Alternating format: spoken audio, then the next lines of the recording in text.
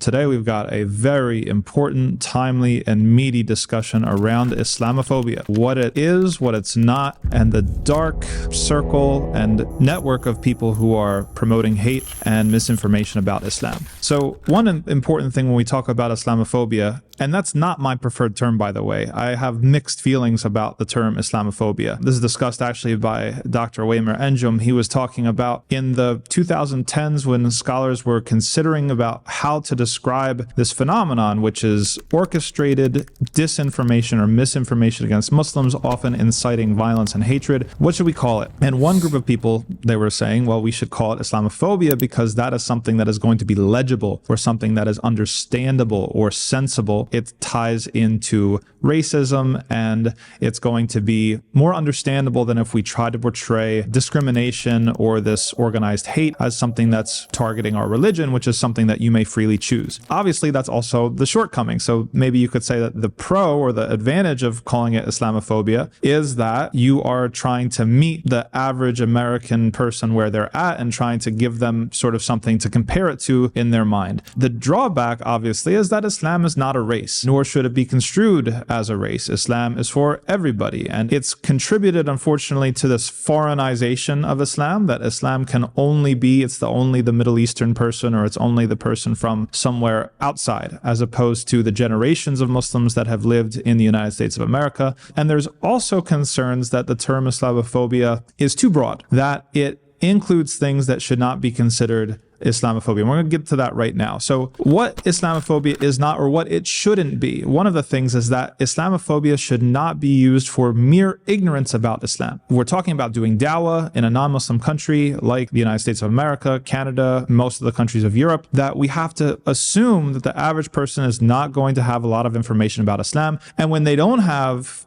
any information, or when they have a lot of misinformation, people are going to think some very wild things, right? They might have heard this or heard that. And if they express that to you, asking about it, seeking clarification, that's not Islamophobia. We have to, I think, resist the temptation to subscribe to this microaggression culture. Not saying there's no such thing as microaggressions, but we need to understand that as Muslims who do da'wah, who are supposed to invite people to Islam and clarify what Islam is, you have to expect that, right? And you have to have a certain thickness of skin in order to tolerate that. That should be expected, and nobody should come and say, oh, this is Islamophobia because this person didn't understand exactly like what Islam is, or they had some misinformation, even if they're kind of get heated about it. Because some people, if they hear that, oh, Islam practices X, or if Islam believes Y, it might genuinely upset them. And so I don't think that it's necessarily appropriate to label every single scenario like that Islamophobia and use it to try to just silence people. We want dialogue. We want engagement. We want to clarify what Islam is. And we would rather have people come to you or me to ask for clarification than go to some of the clowns and phonies that I'm going to talk about in the rest of this video. The second situation that we should not, in my opinion, use the term Islamophobia to cover is people who have objections to Islam, whether it's beliefs or practices. And now we're saying, let's imagine that there is not misinformation going on or not ignorance going on. Somebody says that they know that in Islam, the punishment for X is Y, or that you have to pray 5 times a day. Some people even object to fasting, right? Especially if you're a young person and you come to maturity, you reach puberty by the age of 13 or 14. There are many people in America that don't think that a person of that age is ready to fast for an entire day. They see that as too much. If someone has a genuine opposition or objection to Islamic belief and practice, I don't believe that we should call that Islamophobia. That person is allowed to disagree, that we don't have la ikraha fid din. Allah subhanahu wa ta'ala says that we do not believe in forced conversions, obviously, despite what many Islamophobes would like to say. And we also don't believe in trying to silence all criticism of Islam if people find that objectionable. We don't want to silence people and act like you have to just like it. And this is another temptation where we don't want people to just be fake and phony and really underneath they're resentful because now they have to pretend like they like everything about Islam. I don't think that we should go that route. People are allowed to have objections and criticisms of Islamic faith and practice, and we live with that. We negotiate around that. And the final thing, and I think that this is relevant, that we should not use Islamophobia to describe is when people try to hold Muslims accountable for how they act in society. As Muslims, we do have a responsibility to contribute to our societies, to be a value-adding member of society, to contribute and to help other people. And if people call us out on not doing that, then we can't. Let me put it this way. We should resist the temptation to run to, oh, this is just Islamophobia. Oh, this person is bigoted. This person has hatred for us. I don't believe that that's true. And there's a huge caveat to this, which is the coordinated campaign to feed these fears. We're going to talk about that. That's most of this video. But we shouldn't shy away from accountability when the shoe fits, when the criticism is accurate, when we haven't contributed enough to our local communities as we should have. So what do we mean when we talk about Islamophobia? Islamophobia is the deliberate misrepresentation of Islam for political and financial gain. It is often done to promote hatred and incite violence. Now, what we want to distinguish here clearly is that not everybody who is against Islam or against Muslims is a good faith actor. Not every objection to Islamic belief or practice or even misunderstanding of it is done in good faith. Sometimes it is done with malice. Sometimes it is done with a lot of money behind it and a lot of power behind it and a lot of coordination behind it, even involving foreign governments. Yeah, we're going to get there. So this psyop, right? This attempt to smear Islam, this attempt to portray Islam as something that is violent, as something that is dangerous, as something that is a threat, is Islamophobia. And it's important to know that Islamophobia, and this is where probably I also disagree with using this terminology, because when you use Islamophobia, it almost makes it seem like, oh, it's just this individual bigot who has some sort of opinion. This is a coordinated campaign. This is a very sophisticated operation in order to portray Islam as a threat. And there's reasons for why that is a coordinated campaign and who benefits. But let's get into the structure of the thing. Now, all the research that went into this video, there are several sources. The Center for American Progress has two good reports, one called Fear Inc., and then they had a second one, Fear Inc. 2.0. CARE has done some really good research on it and has released some PDFs as well that you should, if you want to go really deep into the weeds, then I recommend that you follow up with that. I am summarizing for you a lot of those findings. However, these findings were mostly put together between the period of 2001 and 2012. So all that I'm about to say to you right now is in the heyday of the post 9/11 world. This predates ISIS, okay? So there was another get the band back together sort of moment after 2015 when ISIS came onto the scene.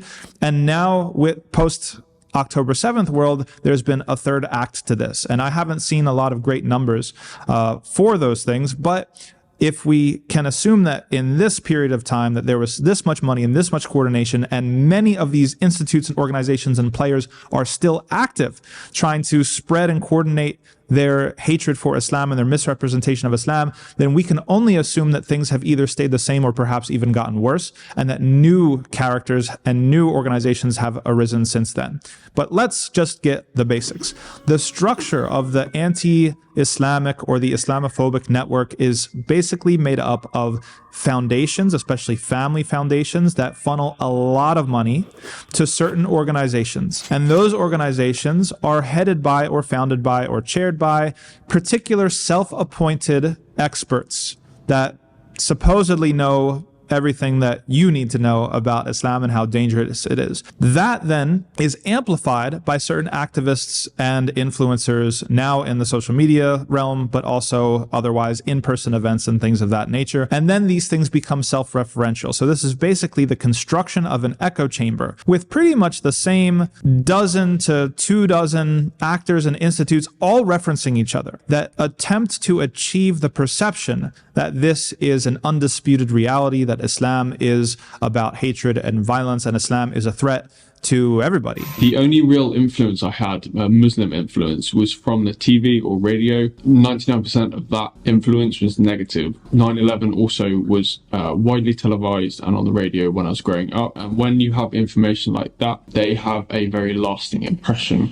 So let's look at this one at a time. Who are the top funders, at least as of 2012, and I'm sure many of them are still at the top as well, of this Islamophobia network? I'm only going to mention a few. By far, the biggest funder was a fund called Donors Capital Fund and Donors Trust, the two separate entities. Between 2001 and 2012, they donated $27 million to Islamophobic organizations. And by the way, if you want to know how big the industry is total between 2001 and 2012, the top 8 funders of Islamophobic organizations donated $57 million.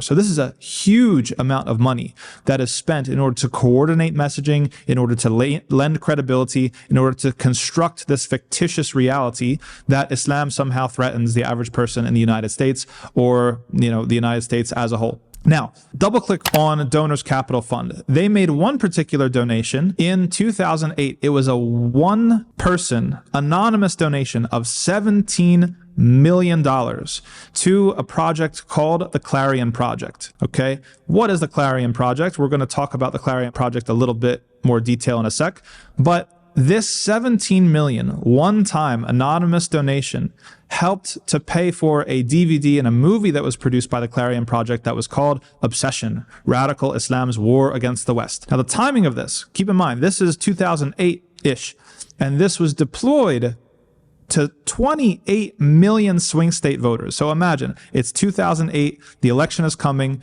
Remember all of the conspiracy theories about Obama, right? Barack Hussein Obama, etc., Indonesia, madrasa. People were even reaching out to me from my extended family saying it's like, oh, he has this ring and he took it off for Ramadan. That means something, right? All this conspiracy theories. 28 million swing state voters were given this DVD for free. That's serious coordination, and that's serious organization. There's other foundations that were involved in similar projects, such as the Skyfa Foundations that donated $10 million during this period, the Lyndon Harry Bradley Foundation, and there's others. Okay, those are some of the big donors, but let's get involved in the projects and the organizations. The top organizations, we just mentioned the Clarion Project. The second organization, and arguably worse organization, is called the Middle East Forum. And you're going to notice that many of these organizations have very innocent and innocuous sounding names. So the Middle East Forum is a conservative think tank founded by Daniel Pipes in 1990. Who's Daniel Pipes? We're going to talk about it in a minute. According to the organization's website, its mission is to, quote, promote American interests in the Middle East and protect Western values from Middle Eastern threats. So one of the things that the Middle East Forum does, it has its own publication called the Middle East Quarterly, but more significantly, it has a network of monitoring organizations and programs. So Campus Watch, you've probably heard or run into Campus Watch after October 7th, Islamist Watch, and then later the Legal Project. All of these function to try to spread the fear of militant Islam and to monitor organizations and Muslim individuals, branding the Sharia and Muslims, and even the instruction of Arabic as affronts to American freedom. If you're familiar with the doxing organizations such as Canary Mission, Campus Watch and Canary Mission are always right there, 1 and 2. Middle East Forum is at the center of the Islamophobia network. They received, for example, since 2001, they received $12 million in funding from donors. This is 2001 to 2012. And it, in turn, turns around and donates funds to various other organizations in the Islamophobia network, such as American Islamic Forum for Democracy, Frank Gaffney's Center for Security Policy, Robert Spencer's Jihad Watch, and Stephen Emerson's Investigative Project on Terrorism. We're going to talk about more of them in more detail in just a minute. The next organization is the David Horowitz Freedom Center, founded in 1988 by David Horowitz. The Freedom Center promotes the myth that Muslim extremists have infiltrated an array of political organizations on both the left and the right. Jihad Watch, another monitoring group, is directed by Robert Spencer. It's also a program of the David Horowitz Freedom Center. It's built on the fear that there's some sort of Islamic crusade against the West. And if you've ever heard of the term Islamofascism, it's kind of out of favor now, but it used to be a thing.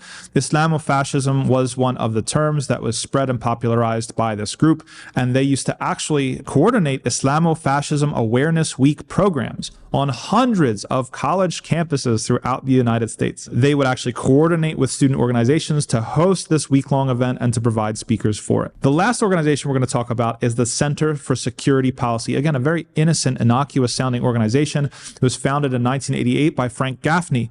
The Center for Security Policy is a nonprofit security think tank, conservative think tank, and a main driver of the creeping Sharia conspiracy theory. This idea that we're all just trying to infiltrate American society and force everybody to obey the Sharia. These are the organizations that are responsible for that. That's the organizations, and there's more, but we're just giving you the top offenders. Let's double click on the people. Okay, who are these people that we've mentioned now a few times here? We're going to separate these people into three main categories. Category one is we have the self-appointed experts. Category two is the validators. And category three are the activists and the influencers that are going around to amplify this to a larger audience. Number one, Daniel Pipes. Daniel Pipes is the founder and president of the Middle East Forum.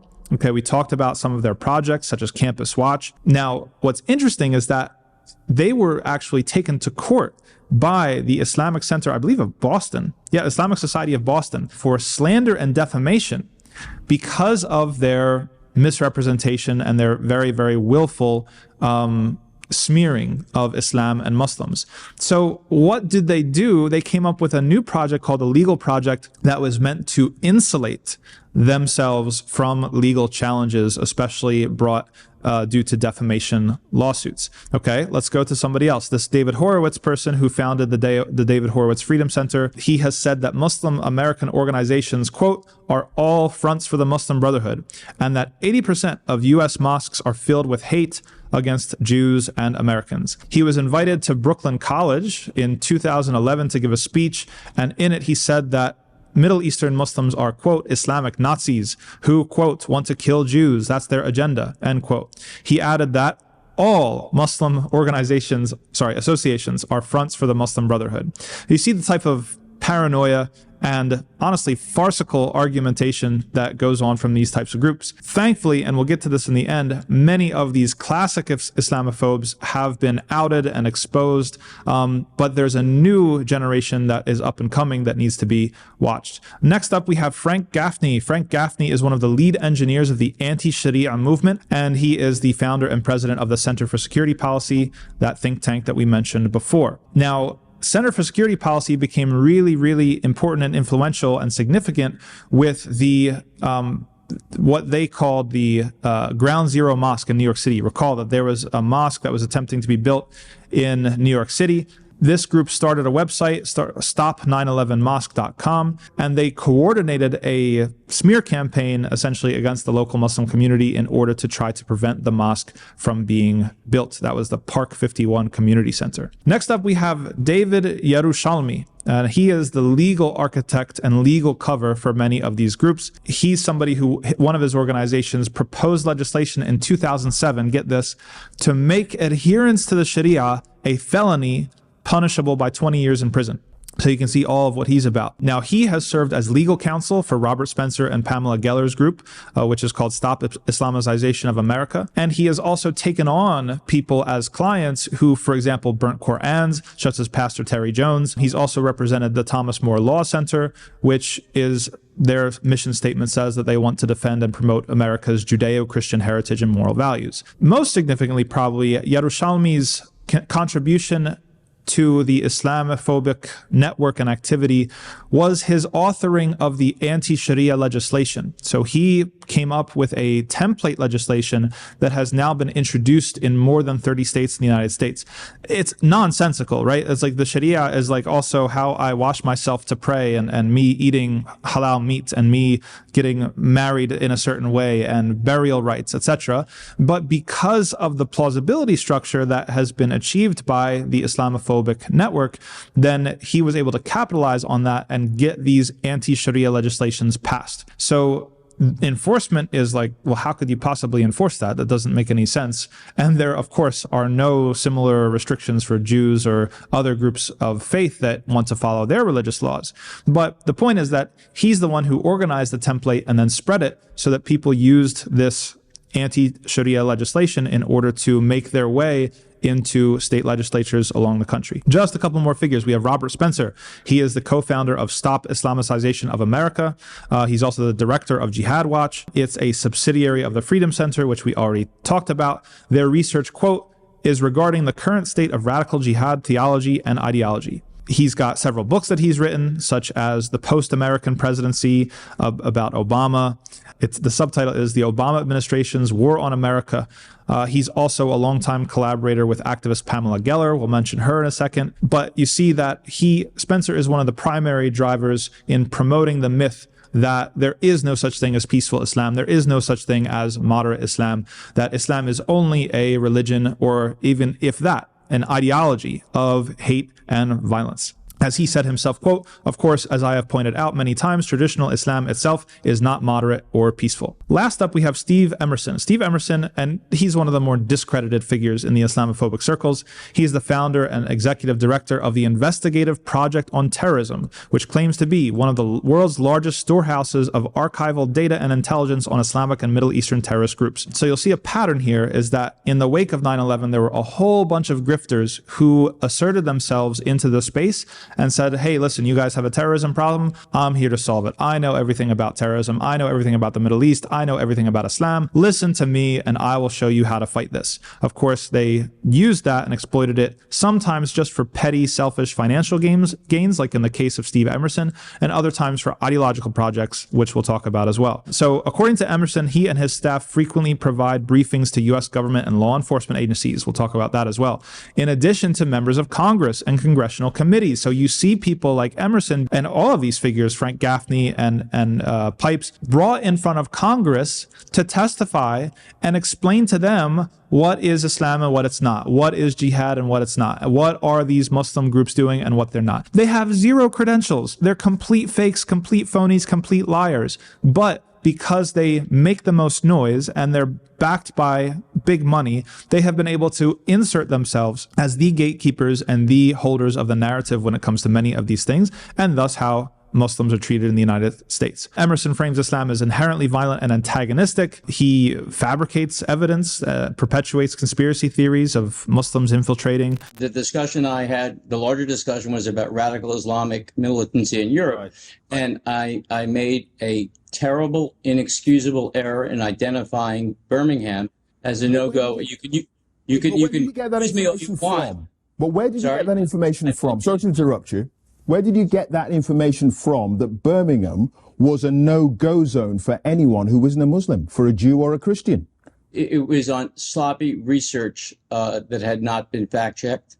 And I can only tell you that it was a mistake that I had committed. My body of work speaks for itself for the last 25 years. So there you go. That's his view on Islam. Now, what I find particularly interesting is that this core group of anti-Islamic, Islamophobic bigots that spread very clear, like anybody who has now, alhamdulillah, with more democratization of media and information, many people can see through these people's lies, okay, and see the complete lack of expertise or knowledge or familiarity with anything, with Islam, with Arabic, with the Middle East, with Muslims, with anything. However, what makes it more believable is the second class of people, the validators, the people who I would liken to Qarun, right? Qarun, if you remember in Surah Al-Qasas, is actually part of Bani Israel. He, according to Ibn Kathir, is the first cousin of Musa alayhi salam. Now, Qarun, known as Korah in the Bible,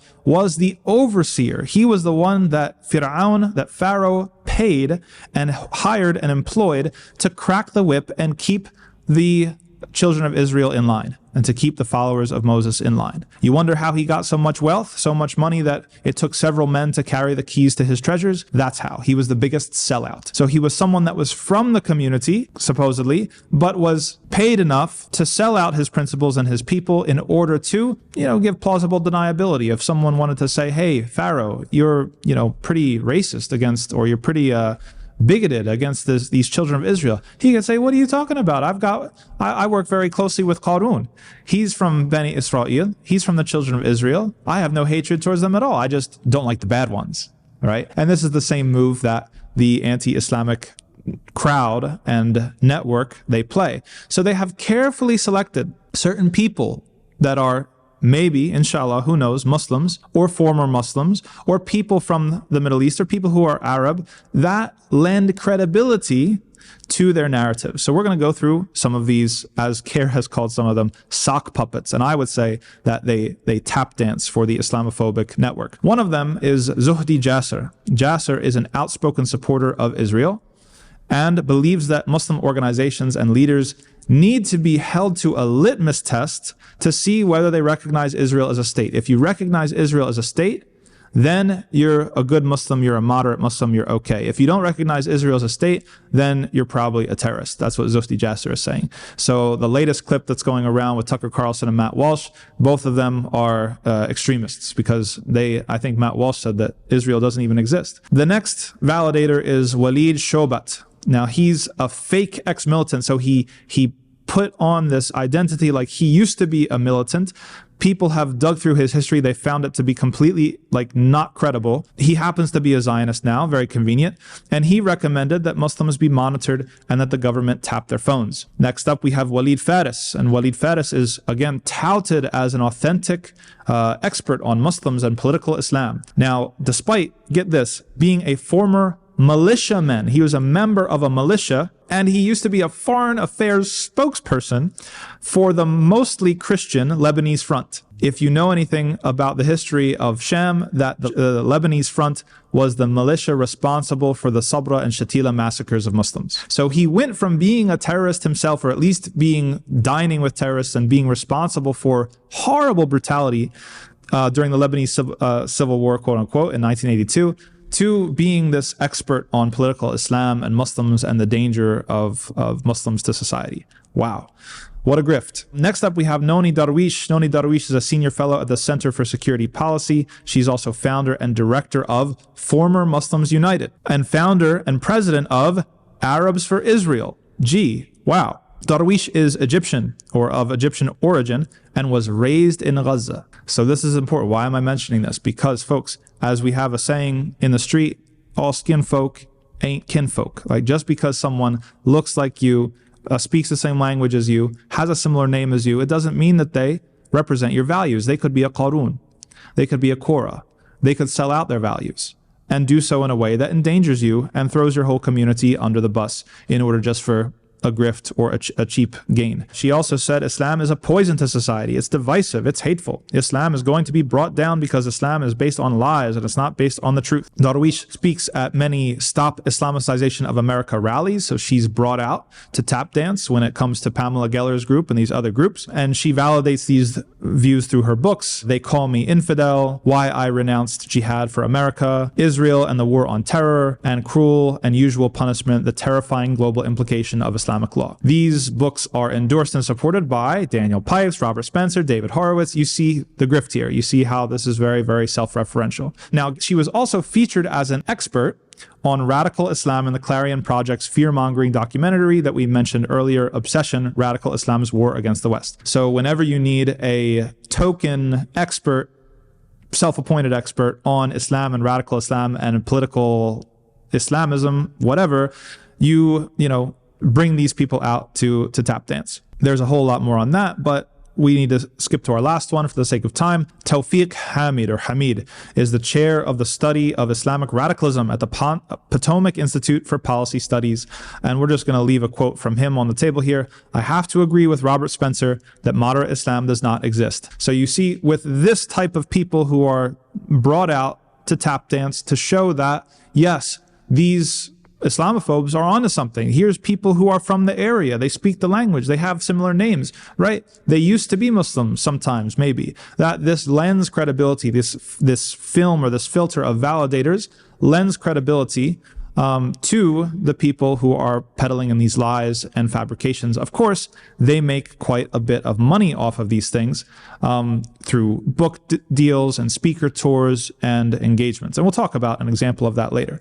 The final group of people we'll call the activists, but there's a little bit of overlap between the activists / influencers and the validators. So people such as Pamela Geller, people like Ayan Hirsi Ali, and people like Bridget Gabriel. Gabriel's an interesting one because she's a Lebanese Christian. So again, she's from the area, so she really knows. She's the token expert. She travels the country giving talks about how she endured persecution in Lebanon as a Christian at the hands of radical Muslim terrorists. She says, quote, every practicing Muslim who believes in the teaching of the Quran cannot be a loyal citizen to the United States of America. She also says that Americans must unite to, quote, defeat radical Islam, and explains that any tolerance towards Islam will allow for the destruction of Western society. Now, these are sort of older figures. There's been some newer ones that have risen up recently. One of the most prominent ones is Amy Meckelberg. And Amy Meckelberg, if you've been following what's been going on, is responsible for drawing a lot of scrutiny towards the Epic City project that Epic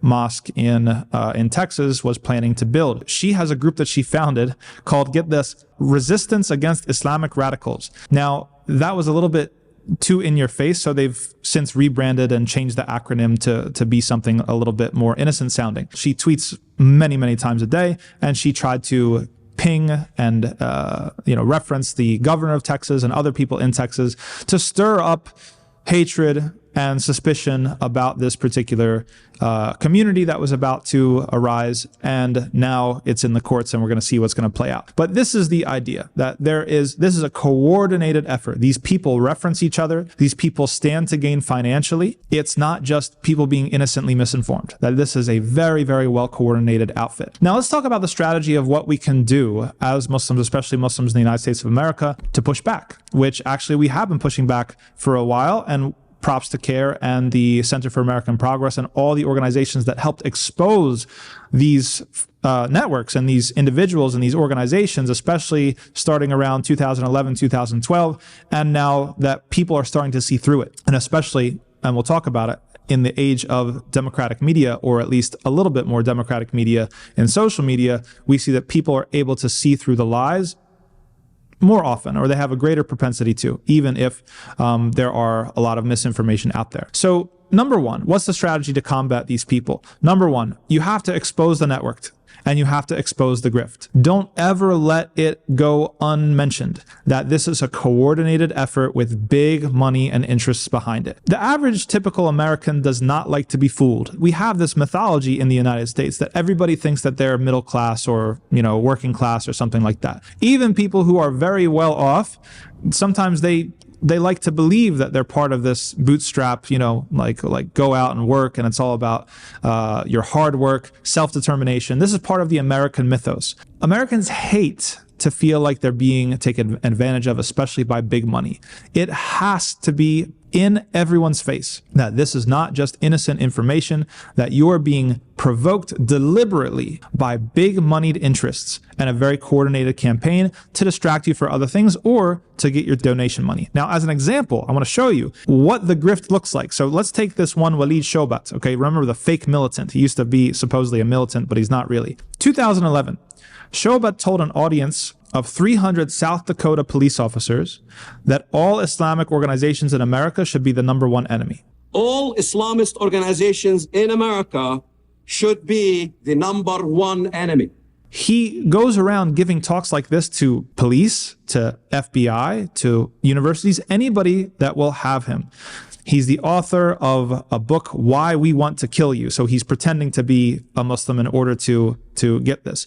He gave lectures to the Air Force Academy. Listen to this. CNN reported that Shoebat's earnings from his book and video sales and his speaking engagements to law enforcement groups and others totaled more than $500,000 in 2009. Fascinating report about your tax dollars going into the pocket of a man who claims to have unique insight on terrorism because he used to be a terrorist, Walid Shoebat. But keeping him honest tonight, we're discovering that Walid Shoebat's story just doesn't seem to add up. Being a terrorism expert has become a cottage industry since 9/11. The Department of Homeland Security has spent nearly $40 million on counterterrorism training just since 2006.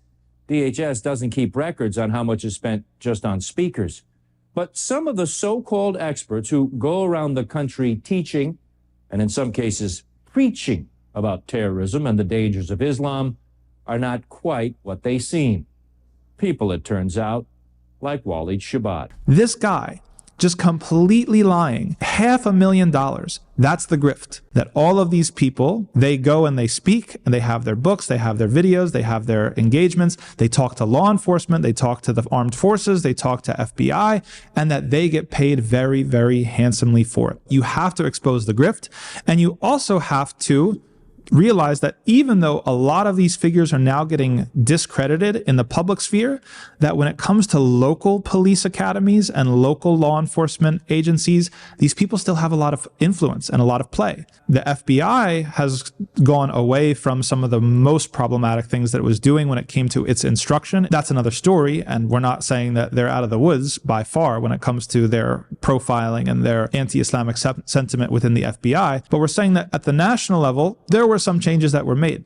Often at the local level, when there's less familiarity and less exposure, some of these groups eat this stuff up, and they will bring the same old Islamophobic network speakers to train them about how to deal with jihadism or how to deal with political Islam and this sort of nonsense. It's very, very lucrative. So one, expose the grift and expose the network and expose how coordinated and well-funded these campaigns are. And two, try to influence your local law enforcement agencies to see how are they getting trained on this stuff. Do they have a counterterrorism unit? Do they have units that are basically just, eating up all of this Islamophobic material? And how can we push back against that and change it and replace it? And the last thing I'll say is to see this as an opportunity. Okay, that every test that Allah subhanahu wa ta'ala gives to us is an opportunity for something greater. That this is a tremendous opportunity for grassroots da'wah, and we as Muslims in the United States are here for da'wah. We are here to invite people to Islam and to clarify what it is. We're also here to demonstrate our goodwill to people, that as individuals that are part of the society, we want what is best for people. That means that we want the best for your dunya, your worldly life, but we also want what's best for your afterlife. And so we have to connect to people on the ground. We need a ground game. We have to contribute to society. We have to build institutions that are not just insular, but also reach across the aisle and add value to the communities around us. That a good ground game will always beat out big money and big influence when they are full of lies. So we hope that this deep dive into the Islamophobic network was of use to you. We ask Allah subhanahu wa ta'ala to grant us clarity and to grant the people and societies around us clarity and to let the truth always prevail. Remember, Allah subhanahu wa ta'ala said in the Quran that falsehood is bound to perish and the truth will prevail. Till next time, Assalamu alaikum wa rahmatullah.